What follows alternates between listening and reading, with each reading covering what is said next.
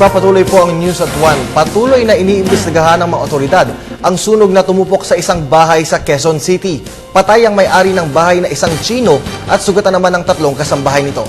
Narito ang ulat ni Bernard Tan. Isa ang patay habang 3 ang sugatan sa sunog na sumiklab sa isang bahay sa kanto ng Banawe at Cuenco Street sa Quezon City. Nakilala ang nasawi na si Robert Chua, nakatira mismo sa nasunog na bahay.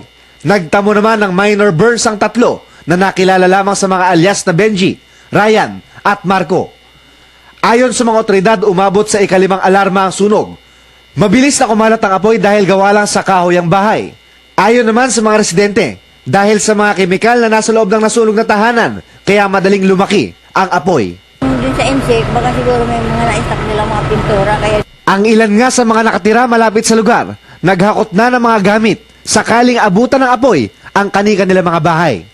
Yung usok na lang po nakita namin po na malaki yung apoy na tsaka usok po.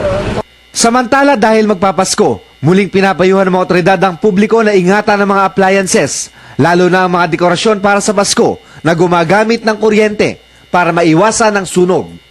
Para sa Telebisyon ng Bayan, Bernard Tan.